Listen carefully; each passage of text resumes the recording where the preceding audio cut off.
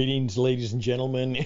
It's a Friday. Friday is a future day, perhaps a leadership day, perhaps a day, maybe just to think about the week and think about what you need to do better next week. And that makes it kind of a future day. Right now, we are in difficult and challenging times throughout the world, and who knows what the year is going to be like. In many cases, it has not been a good start. Well, what I would like to do today is just simply share a reminiscing time for a number of years ago. I happened to find this. I had it in my file, and it was a number of years ago, so with full attribution, that's the deal. But what it is about is simply, how was your day?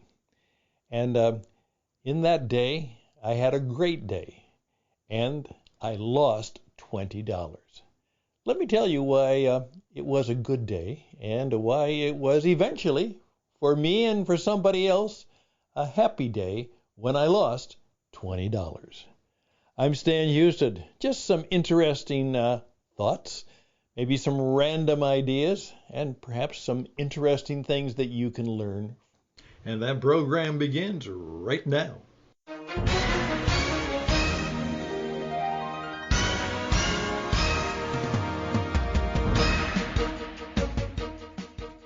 And so, yes, here is a little log story from a day that I had. And I think it was actually a Friday. It was a busy end of the week Friday when I had this day. But let me just read from my log journal.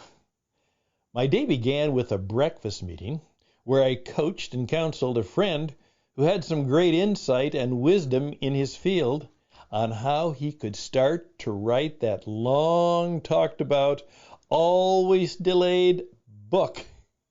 And he was grateful for all that help. And eventually, I think he got it done.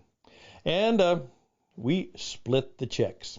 I opened my wallet and paid my share from the cash I was carrying.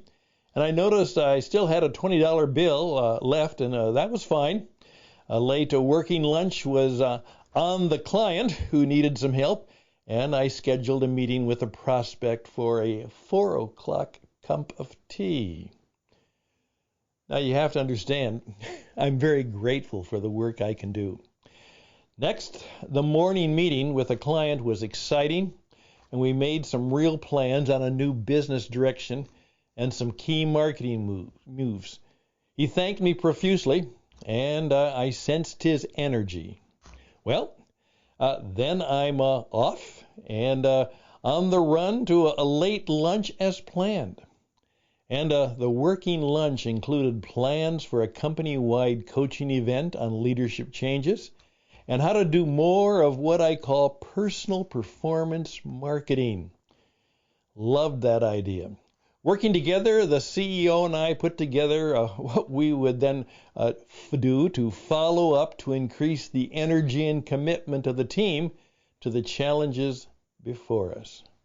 Again, a very good meeting, and he was thrilled, and of course, he picked up the check.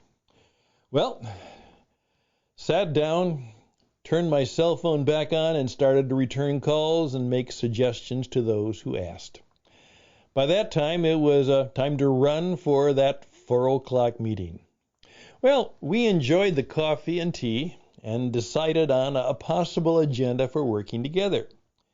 It was then that I flipped open my wallet and discovered that the $20 bill was missing. I had lost it. I shared my dismay with my client prospect friend, and he smiled and said, "I'll take care of the bill." And then he said this, "But just think how happy the person who found it is today." I smiled. Indeed, I had helped to make someone's day. When they returned home, and if someone asked, "How was your day?" they could respond, "Great! I found a $20 bill today." You know, that very thought made me happy, because I really was happy that I had made their day. Years ago, I learned that optimism and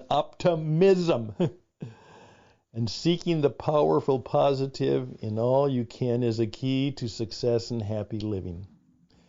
I was grateful that I had lived the principle, and indeed I was happy, even though I had lost $20.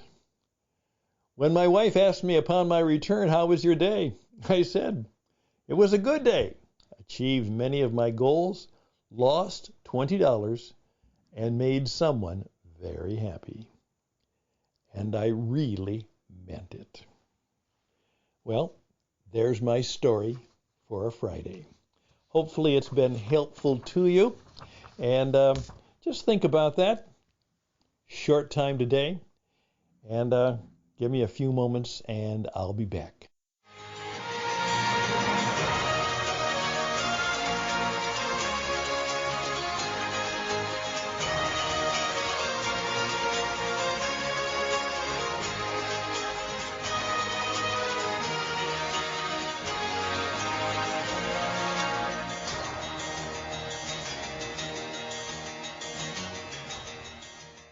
My colleagues and I at What It Takes Radio and the Coaching Experience, the two organizations which we work, and a new thing called the Christian Entrepreneur Network, the Jesus Entrepreneur Experience. We are putting together a number of small classes and courses that can be helpful and useful to you in 2023. And the way we're doing it is not necessarily for us to sit down and say, what do we want to teach? It's to go out into the world and say, what do you need to know? And here is my challenge to you. What would you like to know in this year? What would you like to get better at? What would you like to know how to do in 2023? And then if you are a business leader and you have a team or some colleagues, let me ask you this question.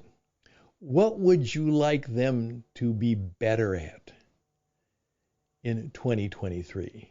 You know, rather than the trainer taking something off their shelf, what specifically would you and your business and your organization say, we don't have a lot of money and we don't have an awful lot of time, but we do need to learn how to do something better.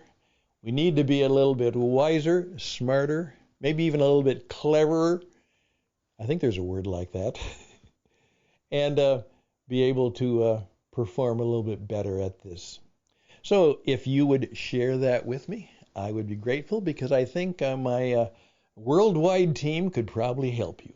So just reach out to me at stanhouston@gmail.com, stanhouston@gmail.com. And we'll do all we can to help you. I was reminded this week, because I was aware of it, I knew of him some years ago, the great Brazilian, and I've done some work in Brazil, the great Brazilian soccer football player, Pelé, passed away and was certainly honored as the sports hero. And of course, the Brazilians love their football. One line is accredited to him. It said something like this: success isn't determined by how many times you win, but by how you play the next week after you lose. Success isn't determined by how many times you win, but by how you play the week after you lose. Just an idea for your thought and consideration. Hey, all the best and blessings to you. I wish you all the best. We'll be back perhaps on the weekend. Maybe we'll have something that is worthwhile this weekend. And then we'll be back next week. Let's look forward to that.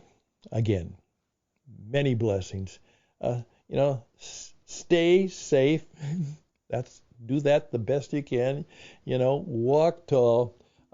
Seek to be an influence for good. Do the work and do the worship that is required of you to make it a good weekend for yourself and others.